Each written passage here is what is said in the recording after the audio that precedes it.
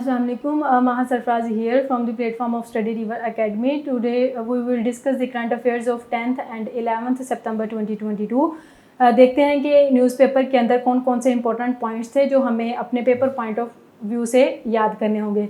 सबसे पहले कुछ एम्बेसडर्स थे, दो एम्बेसडर्स का जिक्र था। एक है किर्गिस्तान के और दूसरे हैं चाइना के एम्बेसडर पाकिस्तान में। वो देख लेते हैं कौन कौन से हैं। सबसे पहले किर्गिस्तान का पाकिस्तान के अंदर एम्बेसडर जो है वो है अलानबेक टोटेव, और चाइना के जो है वो है नोंगरोंग। ये पहले भी मैं डिस्कस कर चुकी हूँ आप लोगों के साथ। इन दोनों की लेटेस्ट न्यूज़ मैं आप लोगों को बता देती हूँ। किर्गिस्तान की ये है कि किर्गिस्तान पाकिस्तान एक ट्रेड हाउस पाकिस्तान के अंदर इस्टेब्लिश होने जा रहा है। उसका पर्पज़ ये है कि किर्गिस्तान और पाकिस्तान के दरम्यान में ट्रेड टाइज को मजबूत किया जाए। और चाइना की लेटेस्ट न्यूज़ ये है कि नोंगरोंग की अभी रिसेंटली हमारे जो chief of air staff Zaheer Babar हैं उनके साथ मुलाकात हुई है, और उसकी मुलाकात का पर्पज़ यही था कि मिलिट्री टाइज को थोड़ा मजबूत किया जाए। फिर उसके बाद कुछ रिप्रेजेंटेटिव्स थे। वैसे तो मैंने रिप्रेजेंटेटिव्स पहले भी आप लोगों के साथ डिस्कस किया हुआ है, लेकिन न्यूज़पेपर के अंदर बार बार ये आ रहे थे तो आई थॉट कि मैं आप लोगों को अभी मेमोराइज करवा दूँ। सबसे पहले वर्ल्ड हेल्थ ऑर्गेनाइजेशन के पाकिस्तान के अंदर देख लेते हैं कौन है रिप्रेजेंटेटिव डॉक्टर पलीथा महिपाला, और पाकिस्तान के यूएनओ के अंदर परमानेंट रिप्रेजेंटेटिव कौन है मुनीर अकरम, ये हम सबको पता है। उसके बाद प्रेसिडेंट्स देख लेते हैं, दो बहुत इंपॉर्टेंट प्रेसिडेंट्स। सबसे पहले एक है साउथ अफ्रीका का सिरिल रामाफोसा, और दूसरा है गाना का है नाना अकुफो आडो। और साउथ अफ्रीका से रिलेटेड एक इम्पॉर्टेंट बात ये है, या फिर एक इम्पॉर्टेंट डिस्कशन हम कर लेते हैं, वो ये है कि साउथ अफ्रीका के 3 कैपिटल्स माने जाते हैं। हर मुल्क का एक कैपिटल होता है, मैंने आप लोगों को करवाती हूँ ना जीके सीरीज़ में। तो इसी तरह से साउथ अफ्रीका के 3 कैपिटल्स माने जाते हैं। उसमें से एक है ब्लूमफाउंटेन, एक है प्रिटोरिया और एक है केप टाउन। अब हम थोड़ा सा डेप्थ में जाकर देखते हैं कि उनकी फर्दर इन्फॉर्मेशन क्या है। जो प्रीटोरिया इसको एग्जेक्टिव कैपिटल माना जाता है, और इसको प्रीटोरिया को मैंने इस तरह से याद किया हुआ है। प्री का क्या मतलब होता है पहले, और एक्स का क्या मतलब होता है वो भी पहले। ठीक हो गया। प्रीटोरिया एग्जेक्टिव कैपिटल, केप टाउन जो है वो है लेजिस्लेटिव कैपिटल, और जो ब्लूमफाउंटेन है वो जुडिशियल कैपिटल है। उसके बाद कुछ कैपिटल्स हैं उनको जिक्र कर लेते हैं। सबसे पहले है किर्गिस्तान का कैपिटल है बिश्केक, और चाइना का है बीजिंग। बीजिंग का पुराना नाम है बीपिंग। और उसके बाद है अल्बानिया का है तैराना। अल्बानिया से लेटेस्ट न्यूज़ जो है वो मैं आप लोगों के साथ डिस्कस कर देती हूँ, लेकिन उससे पहले मैं थोड़ा सा आप लोगों का एक माइंडसेट बना देती हूँ, थोड़ा सा कॉन्सेप्ट क्लियर करवा देती हूँ, आप लोगों का बेस बना देती हूँ। उसमें ये है कि ईरान के अंदर एक मिलिटेंट ग्रुप है जिसको इस वक्त की जो गवर्नमेंट है ईरान के अंदर वो उसको मिलिटेंट ग्रुप मानती है। उस ग्रुप का नाम है मुजाहिदीन खल्क। ठीक हो गया। मुजाहिदीन खल्क को इस वक्त की जो ईरान की गवर्नमेंट है वो क्यों मानती है टेररिस्ट ग्रुप या फिर मिलिटेंट ग्रुप, क्योंकि वो जो है गवर्नमेंट को टॉपल करना चाह रहे हैं। ठीक हो गया। तो मुजाहिदीन खल्क जो है इसको अल्बानिया की सपोर्ट हासिल है। सिंपली ये है कि ईरान के अंदर एक मुजाहिदीन खल्क एक मिलिटेंट ग्रुप है जिसको सपोर्ट हासिल है अल्बानिया की। ठीक हो गया। ये आप लोगों की बेस बन के इसको हम साइड पे कर देते हैं। अब हम नेक्स्ट देखते हैं कि लेटेस्ट न्यूज़ है क्या। हुआ यूँ है कि अल्बानिया के ऊपर साइबर अटैक्स हुए हैं ये पिछले दिनों में। ठीक हो गया। और अल्बानिया ने ब्लेम किया है ईरान को। ठीक हो गया। ये दोनों की बात होगी। अब उधर से यूएसए खड़ा हुआ है। यूएसए खड़ा होकर कह रहा है कि भाई मैं ईरान के ऊपर सैंक्शंस लगाऊंगा। उसकी जो इंटेलिजेंस मिनिस्ट्री है उसके ईरान की, उसके ऊपर यूएसए कह रहा है मैं लगाऊंगा सैंक्शंस।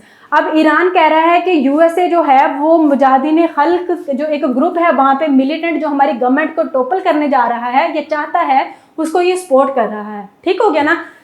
अब वो ईरान क्या कह रहा है कि यूएसए जो है वो सपोर्ट कर रहा है ये इसको मुजाहिदीन खल्क मिलिटेंट ग्रुप को। ठीक हो गया। उसके बाद है गैम्बिया का कैपिटल है बंजोल। इसका ये रिसेंटली ये न्यूज़ आई हुई थी कि यहाँ पे डॉक्टर्स को मना कर दिया गया है कि वो पैरासीटामोल सिरप यूज़ करें, क्योंकि पैरासीटामोल सिरप यूज़ करने की वजह से बहुत सारे चिल्ड्रंस की डेथ हो गई। फिर उसके बाद गाना का कैपिटल है आकरा। फिर उसके बाद कुछ पर्सनालिटीज़ थी। पर्सनालिटीज़ में से सबसे पहले ग्रेटा थनबर्ग, ये हम सबको पता है, अक्सर न्यूज़पेपर में आती है कि क्लाइमेट चेंज एक्टिविस्ट है, क्लाइमेट एक्टिविस्ट है, और ये स्वीडन से बिलोंग करती है। स्वीडन से रिलेटेड दो और हमसे कुछ हम डिस्कस कर लेते हैं।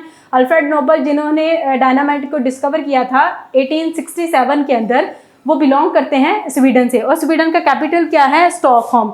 और जो अल्फ्रेड नोबल है ये 1833 के अंदर पैदा हुए थे, और 1896 के अंदर 1896 के अंदर इनकी डेथ हुई थी।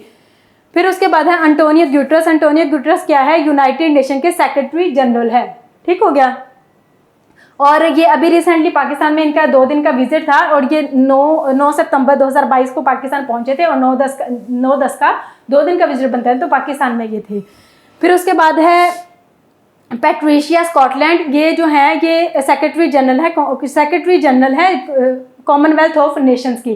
कॉमनवेल्थ ऑफ नेशंस एक ग्रुप है जिसके अंदर डिफरेंट कंट्रीज़ हैं, और ये ग्रुप जो है 1931 के अंदर बना था। आप लोग मुझे कमेंट बॉक्स में बताएं कि how many members are there in commonwealth of nations, इस ग्रुप में कितने मेंबर्स हैं। फिर उसके बाद हम देख लेते हैं एक और पर्सनैलिटी है, उनका नाम है चीफ मार्शल ज़हीर अहमद बाबर। ये हम सबको पता है, ये हमारे चीफ ऑफ एयर स्टाफ हैं।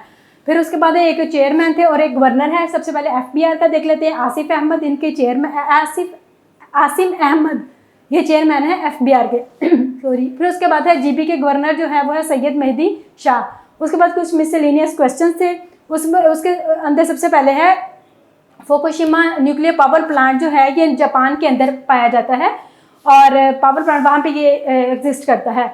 और इसकी लेटेस्ट न्यूज़ तो नहीं है, मतलब पुराना ही है। MCQs आप लोगों से पूछ सकते हैं। वो ये है कि यहाँ पर एक बहुत ही इंपॉर्टेंट इवेंट था 2011 के अंदर हुआ था, जिसको हम फुकुशिमा न्यूक्लियर डिज़ास्टर कहते हैं।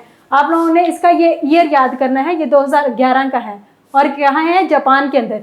फिर उसके बाद है यूनाइटेड नेशन जनरल असेंबली का 77वां सेशन होने जा रहा है नेक्स्ट वीक से स्टार्ट, और कहाँ होगा, न्यूयॉर्क के अंदर।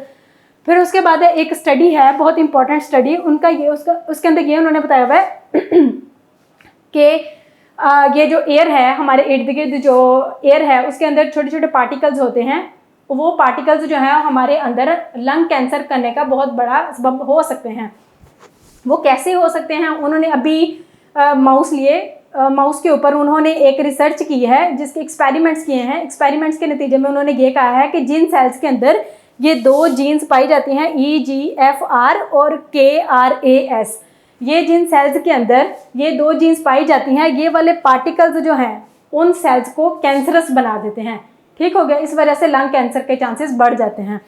उसके बाद है सेंट जेम्स पैलेस जो है ये लंदन के अंदर है। उसके बाद है रीजनल कॉन्फ्रेंस अभी हुई है रिसेंटली पाकिस्तान के अंदर साउथ एशियन कंट्रीज़ की, उसका नाम उसको कहा गया था democratising South Asia in digital world, और ये 10 सितंबर को हुई थी। इसके अंदर बहुत सारे ममालिक के स्पीकर्स आए थे, जिस तरह इंडिया हो गया, अफगानिस्तान हो गया, और इसी तरह से मालदीव्स वगैरह, श्रीलंका, सारे आए हुए थे।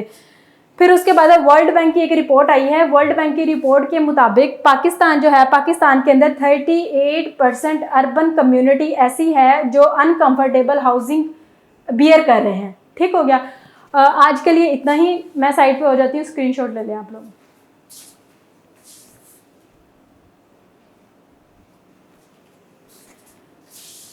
आज के लिए इतना ही। अगर कोई सजेशन हो या कोई मिस्टेक हो गई हो तो आप लोग चैट बॉक्स में ड्रॉप कर सकते हैं। और मैं कंफ्यूज जब होती हूँ तो इसका मतलब ये नहीं होता कि मैं आप लोगों को गलत इन्फॉर्मेशन दे रही हूँ।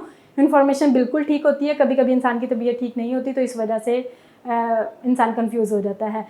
तो आज के लिए इतना ही। दुआ में याद रखिएगा। अल्लाह हाफिज़।